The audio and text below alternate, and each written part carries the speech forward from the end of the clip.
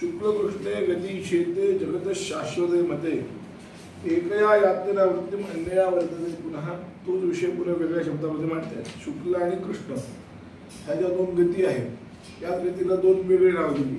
एक देवयान मार्ग, पितृयान मार्ग, अर्चिरादी मार्ग किंवा भूमादी मार्ग किंवा आता कृष्ण आणि शुक्ल असं नाव दिलं. हे दोन गती या जगाच्या शाश्वत गतीत एकया यातना वृत्तीम अन्यया वर्तते. पुन्हा एका गतीनं मनुष्य गेला तर अनावृत्ती होते, म्हणजे पुन्हा वापस येत नाही. आणि दुसऱ्या याला जर गेला तर आवर्तते, पुन्हा पुन्हा पुन्हा त्याचं आवर्तन होतं. म्हणजे ज्ञानमार्गाने गेला पाहिजे. ज्ञानानं मुक्ती, ज्ञानमार्गाने गेला पाहिजे. ज्ञान म्हणजे आत्मज्ञान पडणं, त्याशिवाय दुसरं कोणत्याही हे न गेलं. आत्मज्ञान किंवा ब्रह्मज्ञान असं म्हणायची गरज नाही. आत्मज्ञान म्हणजे ब्रह्मज्ञान. किंवा म्हणलं की बिघडलं, अजून कळलं नाही तुला. वेदांत कळलं नाही असं. आत्मज्ञान ब्रह्मज्ञान बिघडलं नाही. तुम्ही कुठेही जा, कोणत्याही मार्गाने जा, तुम्हाला या मार्गाने म्हणजे भक्तीवर गेलं. एवढे संत महात्मे नामस्मरणाचं महत्व सांगतात, उपासनेचं महत्व सांगतात किंवा त्यांच्या परंपरेनं चालतात. म्हणजे अखंड त्यांनी समजा हे गोंदवलेकर महाराज आहेत, त्यांनी समजा रामाची उपासना केली, म्हणजे त्यांना ज्ञान होता म्हणून झालं का? म्हणजे तसं राहिले मग म्हणजे त्यांना मोक्ष आहे की नाही? मुक्त कुठं म्हणलं परंपरे मोक्षापर्यंत योग्यता होते ना. उपासनेचा वगैरे का आग्रह धरतात, नामस्मरणाचा वगैरे आग्रह का धरतात? परंपरेनं ते मोक्षाकडे तुम्ही जाता. म्हणजे उपासने चित्तशुद्धी होते, चित्तशुद्धी झाली की ज्ञान प्राप्त होते, ज्ञान प्राप्त झाली मुक्ती होते. चित्तशुद्धी होण्यासाठी दुसरा चांगला मार्ग नामस्मरणाशिवाय दुसरा चांगला मार्ग नाहीये कलियुगामध्ये. आणि नंतर काय वेगवेगळे उपाय असतील, पण कलियुगाचा जर एक सगळा विचार केला तर चित्तशुद्धी होण्यासाठी जे इतर सगळे मार्ग आहेत तेवढे सगळे मार्ग कलियुगात साधत नाही. होतच नाही असा त्याचा अर्थ नाहीये, पण मुळामध्ये कलियुगातल्या माणसाला ते साधत नाही.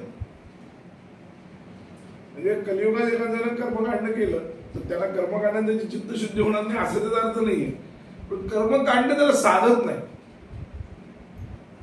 त्याची जी काही बारकावे आहे ते बारकावे त्याला ते साधत नाही असं होतं कलियुगातल्या माणसाला. हा फरक आहे. ते नामस्मरणात ते सगळं सोपं जातं. म्हणून जेवढं होईल तेवढं आपल्याला म्हणजे काय म्हणतात त्याला आपापल्या वर्णाश्रम धर्मानुसार जे काही कर्म आपल्याला प्राप्त झालेले आहेत दोन्ही वर्णायाला आणि आश्रम याला, त्या दोन्ही कर्मानुसार ते आपण स्वीकारायचे आणि उरलेला वेळ नामस्मरणाने करायचं असं ते तात्पर्याचं हे कोणाचं गोंदवलेकर महाराज किंवा सगळ्या संतांचं म्हणणं ते आहे. हे सगळं केलं पाहिजे. हे सगळं म्हणजे नामस्मरण करा, नाम घ्या, नामाबद्दल जे काही शंका असेल ते नाम घेतल्याने फिरतील वगैरे वगैरे बोलण्यामध्ये तात्पर्य तेच आहे. त्याला काय होतं, चित्तशुद्धी होते. चित्तशुद्धी होणंच महत्वाचं आहे ना. त्यात सगळ्यात सर्वात अवघड गोष्ट कोणती असेल ते चित्तशुद्धी होणं.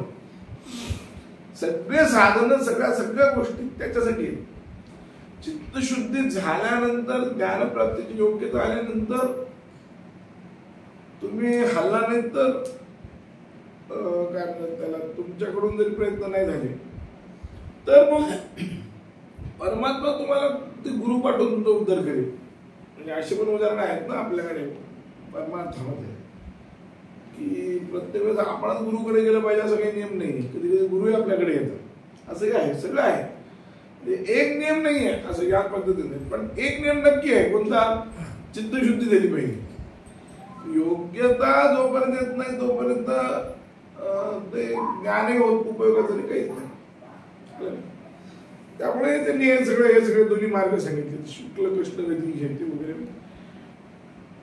अजून ऐसिया अनादी या दोन्ही वाटा एकी उजू एकी अवांटा म्हणून बुद्धिपूर्वक सुबटा दावली या तुझं. या दोन वाट्यात म्हणाले अनादी आहेत. पुन्हा एक ब्रह्माकडे जाणारी सरळ वाटे, दुसरी ब्रह्माला सोडून संसाराकडे जाणारी वाटे. दोन वाटे, दोन वेगळी. म्हणून बुद्धिपूर्वक म्हणून तुला व्यवस्थित समजावं म्हणून मुद्दामून सांगितलंय तुला की हे दोन मार्ग आहेत. मी सांगण्याचा पाठीमागचा आमचा हेतू आहे हे भगवंताने सांगायचं म्हणून बुद्धिपूर्वक म्हटलं. हेतुपूर्वक सांगतो म्हणजे बुद्धिपूर्वक सुबटा दावलिया तुझं सुबटाया तर वीरा असेल बरं, वीर शब्द येतो. काजे मार्गा मार्ग देखावे, सात लटकी ओळखावे, हिताहित जाणावे हिताची लागी.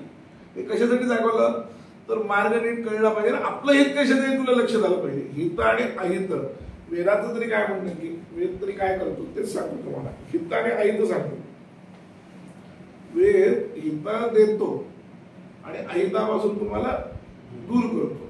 हित आणि हित हित तेच सांगतो. म्हणून म्हणजे काजे मार्ग मार्ग अमार्ग देखावे, म्हणजे आपल्याला कोणत्या मार्गाने जायचंय आपण नीट समजलं पाहिजे. अमार्ग कोणता आपल्याला तेही कळलं पाहिजे.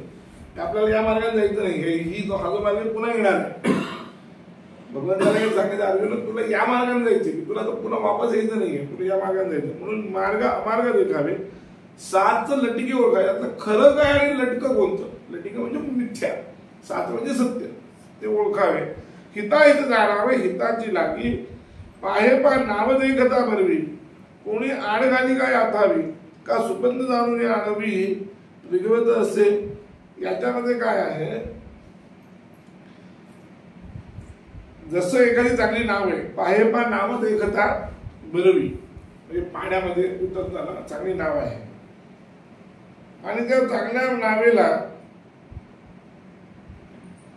असताना किंवा नाव चालवणारा वगैरे असताना कोणी उडी मारून पोहोच जाईल का. दृष्टांत काय दिलाय की कशासाठी की तुम्हाला मार्ग चांगला सहजपणे उपलब्ध होत असेल. किंवा आपल्या मराठीमध्ये म्हण आहे ना, कोणता अर्केचेन मधुविंद येतं किंमतम पर्वतम रजत, म्हणजे काय घराच्या जवळ जर मध मिळत असेल पर्वतापर्यंत कोण जायचं कोण ना, असं जे म्हण आहे त्या म्हणायला धरून म्हणले की जसं नाव आहे, नाव चालवणारा आहे, मोठी नाव आहे, मार्ग चांगला आहे असं कळत असताना माहित असताना कोणीही स्वतःहून नदीत उडी टाकून जात नाही, शक्यतो जात नाही. एखादा दुसरा सोडून द्या, पण जो विवेकी आहे अविवेकी माणूस आहे तो जाणार नाही. हे जसं म्हणाले सुपंथा जाणे आणि ऋग्वेद असेल, तो जसा स्वतः सुपंथाला जातो दुसऱ्या मार्गाने जात नाही, तसं आपल्याला हे कळलं पाहिजे. किंवा जो विषय अमृत ओळखे तो अमृत काय सांगू शकेल. त्याला हे अमृत आहे आणि हे विषय माहिती आहे, त्याला व्यवस्थित माहिती की हे अमृत आहे आणि हे विषय, त्याच्या दोन्ही समोर ठेवला तर तो काय निवडेल, साहजिक अमृत निवडेल, तो काही विष निवडणार नाही की नाही. तेवी जो उजू वाट की तो अवाटात वाचे, त्याप्रमाणे जो उजू वाट म्हणजे उजवी वाट म्हणजे दक्षिण मार्ग म्हणजे हा भगवंताचा मार्ग किंवा ब्रह्म मार्ग ज्याला अर्चनादी मार्ग म्हणतात, तो जो करेल तो अवाटानं देखील म्हणजे तो दुसऱ्या मार्गाला धोबू मार्गाला तो जाणारच नाही, तो खरा चांगला जाणता आहे का. म्हणून पुढे पारखावे खरे पुढे पारखले तरी न पडे अनवसरे काही. म्हणून हे सगळं नीट व्यवस्थित विचार करावा, त्याची पारखा करावी, परीक्षा करावी आणि परीक्षा केल्यानंतर मग मात्र मग काही विचार राहत नाही, मग काही हे करायचं का नाही करायचं वगैरे अशा विषयांना अवसरच राहत नाही. परीक्षा एकदा केली, परीक्षा शब्दामध्ये हे फार महत्वाचं आहे. परीक्षा आहे ना, परीक्षा हा शब्द आपण वापरतो, ईक्ष धातू आणि परी हा उपसर्ग आहे. परीक्षा म्हणजे काय, परितः ईक्षते इति परीक्षा. काय जो त्याच्या आजूबाजूच्या सगळ्या गोष्टींनी त्याचं निरीक्षण केलं गेलेले, परितः म्हणजे संपूर्णपणे वरवर पाहिलं असं अर्थ नाही, त्याचे सगळे विचार केलेले, त्याला परीक्षण करणं, परीक्षा घेणं, परीक्षा होणं असं म्हणतात, परीक्षा करणं. त्याप्रमाणे जो ज्याला व्यवस्थित कळले काय खरे काय खोटे, हा चांगला मार्ग आहे, हा कोणता मार्ग आहे, हे दोन्ही. जो संसाराकडे जाणार आहे, संसाराकडे ज्याला जायचं आहे आता, पण 100% असं आहे की श्रेय आणि प्रिय याला दुसऱ्या एका मार्गामध्ये श्रेय आणि प्रिय म्हटलंय कठोपनिषदामध्ये. कठोपनिषदात काय म्हणलंय,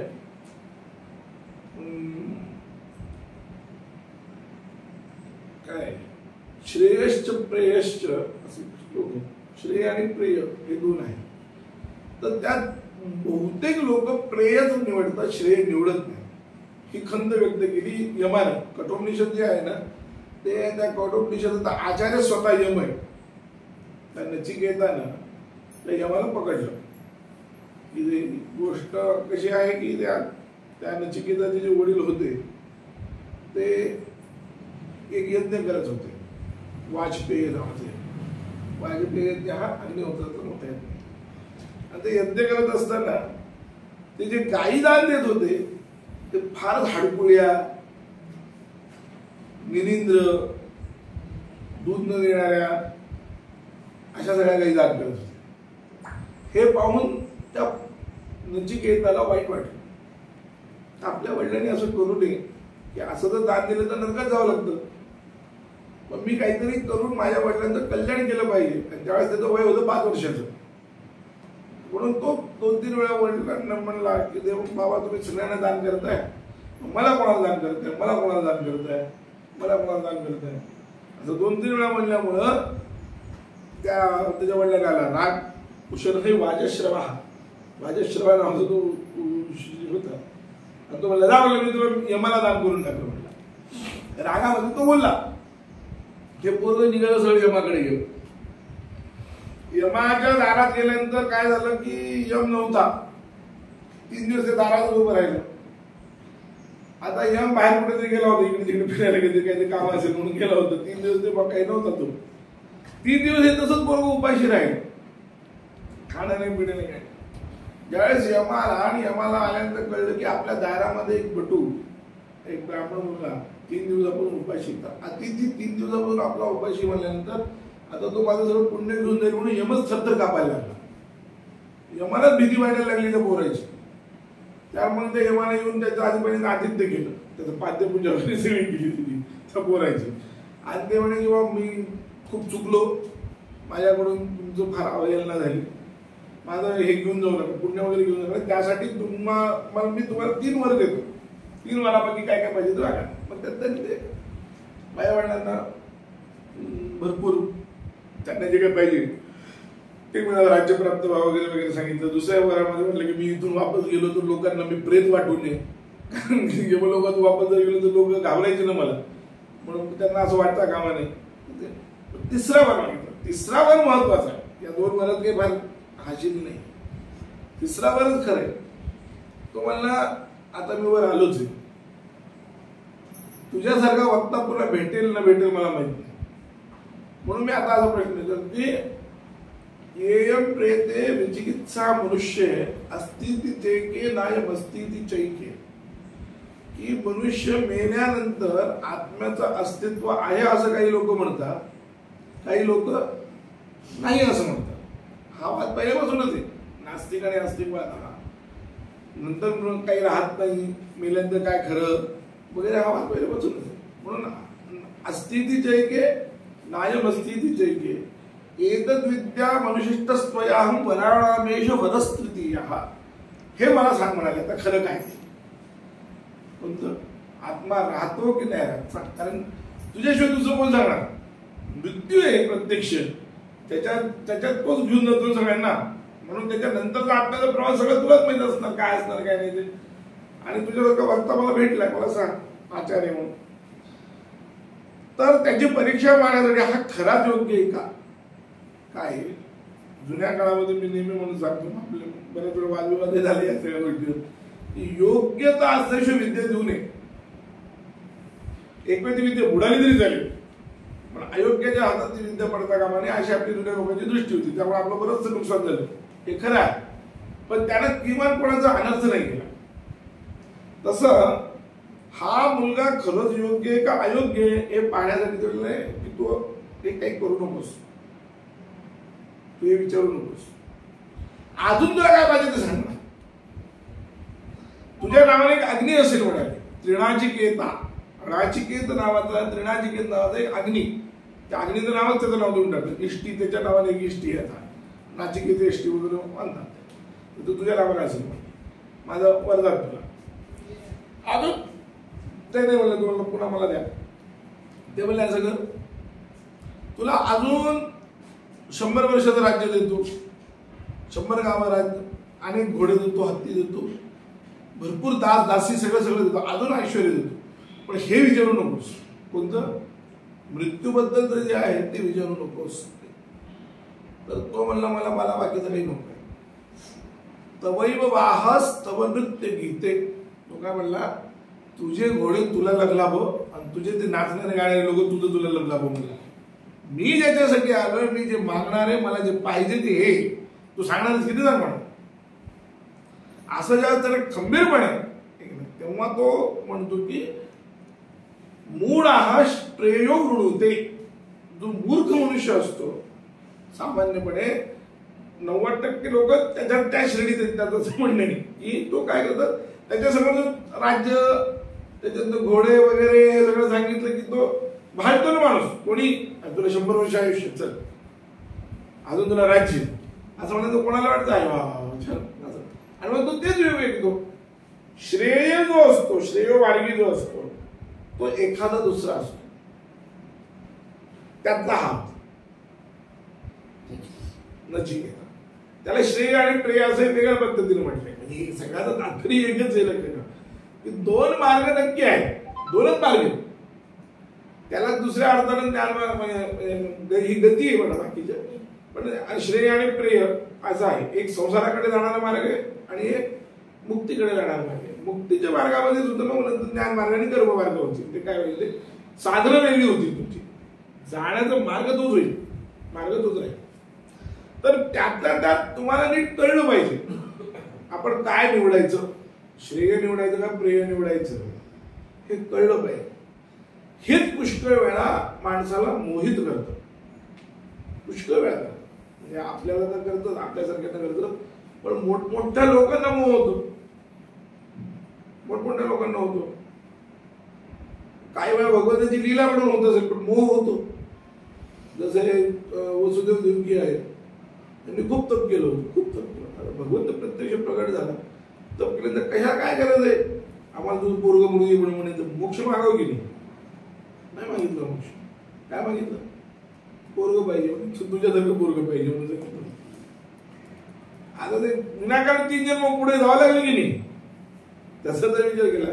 रामदास स्वामी त्यामुळे तर रामदास स्वामी त्या दासबोधात म्हणतात की जास्त व्रत वैकल्य करू नये. बाहेरना फार सवय असते, हे व्रत करते, व्रत करते, व्रत करते, व्रत करते, करू नका म्हणतात. कारण व्रत केल्याने काय होतं की त्याच्यातून काही ना काहीतरी वाईट किंवा काहीतरी चांगलं. ते जर व्रत चुकीचं केलं गेलं तर त्याच्यातून वाईट निर्माण होणार. ते व्रत जर चांगलं केलं तर चांगलं होणार. पण ते चांगलं भोगावं लागतं ना. दोन्ही, जसं वाईट भोगावं लागतं तसं चांगलंही भोगावं लागतं. आणि ते भोगायचं म्हणजे जन्म घ्यावा लागतो ना. म्हणजे ते पुण्य सुद्धा पापच झाले की नाही. पण काही वेळा ते मोहित असतं, माया असते. ती माया काही वेळा भगवंताच्या लिलेनं चालेल. आता इथं भगवंताची लीला होती, पण भगवंताची त्यांचं मन माया मोहितो वगैरे भागवतामध्ये उल्लेख की माझी माया होती म्हणून तुम्ही नाही मागितलं. काही वेळा आपण आपल्या म्हणजे आपल्यावर जे मायेचं आवरण आहे त्या आवरणामुळे आपणच पुष्कळ वेळा 90% एखाद्या दुसऱ्या जीवाच्या बाबतीत असं घडतं की भगवंताची इच्छा होती म्हणून असं झालं. पण साधारणपणे आपल्या सामान्य जीवाचा जर विचार केला तर आपलीच इच्छा असते तशी, आपल्याला मोक्ष नसतो. मोक्ष काय करायचं म्हणतात काही लोक तर असंही बोलतात, नको नको मोक्ष नको, काही नको, काही आपलं जीवन बरं, आपण बरं असं म्हणतात ना. कारण ते हे मूड आहे. त्यामुळं अर्जुनाला हा सगळा संभ्रम होता कामा नये. आणि म्हणून भगवंतांनी सांगितलं तुम्ही हे स्पष्ट करून 2 मार्ग दाखवले. आता यात चांगला मार्ग कोणता हे तुला स्पष्ट सांगितलेले. आता कोणता मार्ग निवडायचा हे तुझ्या हातात आहे. इतकंच भगवंत करू शकतो किंवा शास्त्र सुद्धा. म्हणून नेहमी शांकर भाषेमध्ये एक वाक्य भार येतं, शास्त्र हे ज्ञापक आहे, कारक नाही. शास्त्र काय ज्ञापक आहे म्हणजे फक्त तुम्हाला ज्ञान करून देऊ शकतो. हे वेद मार्ग काय करेल की या मार्गाने गेलं तर तुमचं कल्याण होणार आहे, या मार्गाने गेलं तर तुमचं अधोपात होणार आहे, अधो कल्याण होणार, अधोन्नती होणार आहे. हे कोण म्हणतं, शास्त्र दाखवून देतं. शास्त्र करवत नाही तुमच्याकडून, करणं न करणं तुमच्या हातात आहे. मनुष्य कर्म करायचं की नाही करायचं हे मनुष्याच्या हातात आहे. जसं आचार्य म्हणतो की पद्भ्याम गच्छति अश्वेन गच्छति अथवा न गच्छति. आचार्याने उदाहरण दिलं की ते माणसाच्या हातात आहे. घोड्यावरनं जायचं, पायी जायचं का जायचंच नाही, ते माणसाच्या हातात आहे. मार्ग नकाशा काय करेल, मार्ग दाखवेल, इथून पुढे कसे वगैरे ते तुम्हाला मार्ग दाखवेल. आजच्या भाषेमध्ये गाडीने जाईल की शब्द नाही तर जाणार नाही की नाही. शेवटी जायचं की नाही जायचं हा हे ठरवणं म्हणजे तुमच्याच हातात आहे. बाकी काही नाही, बाकीचे साधनं काही उपयोगाचे नाही. तसं भगवंत सांगतो तेव्हा हे म्हणून हे सगळे दृष्टांत दिले. ज्ञानोबांनी एवढे जिल्हामध्ये दृष्टांत दिले त्याचं कारण ते हेच आहे. एरवी म्हणून पुढे बारकावे खरे पुढे सगळे व्यवस्थित विचार करून या सगळ्यातलं मोठं संकट कोणतं आहे, पुढं कोणतं आहे, काही नाही तर नीट विचार करावा आणि ते विचार करून योग्य त्या मार्गाला जावं, दुसऱ्या मार्गाला जाऊ नये. जरी अर्चिराने मुळे चुकलेला अवचटे धूम्रपंथी घडीला तरी संसारपंथी धुंदलिया भवताचे असावे.